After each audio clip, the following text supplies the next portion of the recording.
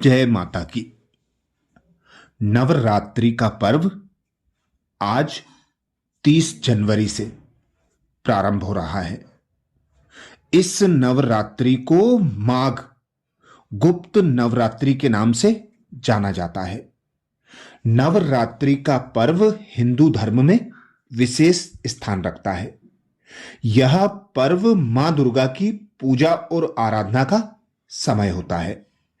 इसमें भक्तों को अपनी आस्था को समर्पित करने का मौका मिलता है। नवरात्रि साल में 4 बार आती हैं, जिसमें से 2 गुप्त नवरात्रि होती हैं। आज 30 जनवरी से माघ गुप्त नवरात्रि का शुभारंभ हो रहा है, जो एक खास महत्व रखता है। यह नवरात्रि तंत्र मंत्र की साधना और मानसिक शुद्धि के लिए अत्यंत शुभ मानी जाती है। माघ नवरात्रि माह के शुक्ल पक्ष की प्रतिपदा तिथि से माघ गुप्त नवरात्रि का प्रारंभ होता है। इस वर्ष माघ गुप्त नवरात्रि 30 जनवरी 2025 को यानी आज से शुरू हो रही है। पंचांग के अनुसार माघ शुक्ल प्रतिपदा तिथि 29 जनवरी की शाम 6:05 से शुरू होकर 30 जनवरी को शाम 4:01 तक रहेगी। लेकिन उदया तिथि के अनुसार माघ गुप्त नवरात्रि का वास्तविक आरंभ 30 जनवरी गुरुवार को है। यह नवरात्रि 9 दिन चलने वाली है। इसका समापन 7 फरवरी को होगा।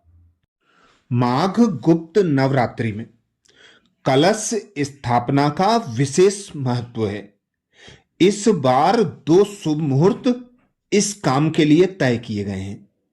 पहला शुभ समय सुबह 9:25 से लेकर 10:46 तक रहेगा। दूसरा शुभ मुहूर्त दोपहर 12:13 से लेकर 12:26 तक होगा। इन दोनों मुहूर्तों में कलश स्थापना करना विशेष फलदायक माना जाता है। माघ गुप्त नवरात्रि का महत्व। माघ माह को विशेष रूप से स्नान और दान का महीना माना जाता है। इस महीने में गुप्त नवरात्रि का आयोजन तंत्र साधना, मंत्र सिद्धि और मानसिक शुद्धि के लिए अत्यंत प्रभावशाली माना जाता है। गुप्त नवरात्रि में साधक अपनी साधना को और अधिक गहरे स्तर पर पहुंचाने के लिए देवी काली, तारा, छिन्न मस्ता, षोडशी, भुवनेश्वरी, त्रिपुर भैरवी, धूमावती, बंगलावती, मातंगी और कमला जैसी 10 महाविद्याओं की पूजा करते हैं। यह पूजा विशेष रूप से उन लोगों के लिए लाभकारी होती है जो जीवन में किसी विशेष उद्देश्य की प्राप्ति के लिए प्रयासरत होते हैं। नवरात्रि में विशेष 9 स्वरूपों की पूजा की जाती है, जिसका पहला स्वरूप शैलपुत्री।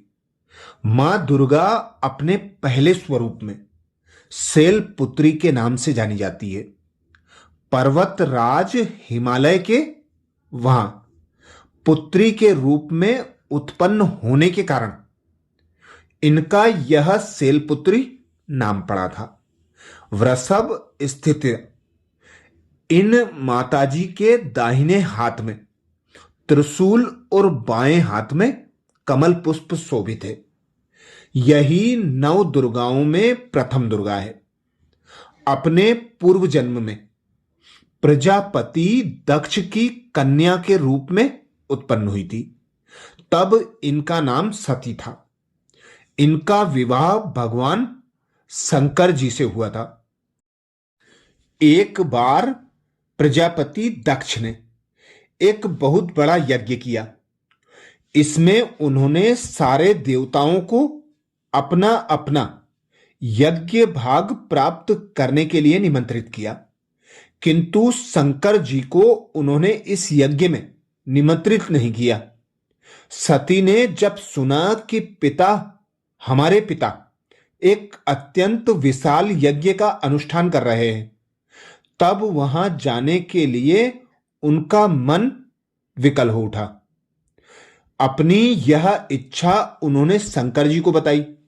सारी बातों पर विचार करने के बाद उन्होंने कहा, प्रजापति दक्ष किसी कारणवश हमसे रुष्ट हैं। अपने यज्ञ में उन्होंने सारे देवी देवताओं को निमंत्रित किया है, उनके यज्ञ भाग भी उन्हें समर्पित किए हैं, किंतु हमें जानबूझकर नहीं बुलाया है, कोई सूचना तक नहीं भेजी है। ऐसी स्थिति में तुम्हारा वहां जाना किसी प्रकार से श्रेयकर नहीं होगा। शंकर जी के इस उपदेश से सती का प्रबोध नहीं हुआ। पिता का यज्ञ देखने वहां जाकर माता और बहनों से मिलने की उनकी व्याग्रता किसी प्रकार भी कम ना हो सकी। उनका प्रबल आग्रह देखकर भगवान शंकर जी ने उन्हें वहां जाने की अनुमति दे दी।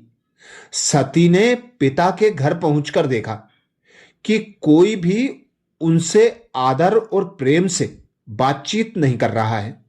सारे लोग मुंह फेरे हुए हैं। केवल उनकी माता ने स्नेह से उन्हें गले लगाया। बहनों की बातों में व्यंग और उपहास भाव भरे हुए थे। परिजनों के इस व्यवहार से उनके मन को बहुत क्लेश हुआ। उन्होंने यह भी देखा कि वहां चतुर्दिक भगवान शंकर जी के प्रति तिरस्कार का भाव भरा हुआ है। दक्ष ने उनके प्रति कुछ अपमानजनक वचन भी कहे। यह सब देखकर सती का हृदय क्षोभ, ग्लानि और क्रोध से संतप्त हो उठा। उन्होंने सोचा, भगवान शंकर जी की बात ना मान यहां आकर मैंने बहुत बड़ी गलती की है। वह अपने पति भगवान शंकर के इस अपमान को सह ना सकी। उन्होंने अपने उस रूप को तत्क्षण वहीं योगाग्नि द्वारा जलाकर भस्म कर दिया।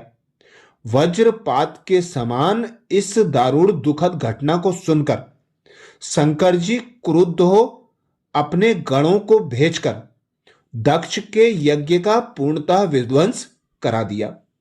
सती ने योग अग्नि द्वारा अपने शरीर को भस्म कर अगले जन्म में शैलराज हिमालय की पुत्री के रूप में जन्म लिया। इस बार वह शैलपुत्री के नाम से विख्यात हुई। पार्वती, हेमवती भी उन्हीं के नाम है। उपनिषद की एक कथा के अनुसार इन्हीं ने हेमवती रूप से देवताओं का गर्भ भंजन किया था। शैलपुत्री देवी का विवाह भी शंकर जी से ही हुआ। पूर्व जन्म की भांति इस जन्म में भी वह शिव जी की अर्धांगिनी बनी। नव दुर्गाओं में प्रथम शैलपुत्री दुर्गा का महत्व और शक्तियां अनंत हैं। नवरात्रि पूजन में प्रथम दिवस इन्हीं की पूजा और उपासना की जाती है। इस प्रथम दिन की उपासना में योगी अपने मन को मूलाधार चक्र में स्थित करते हैं।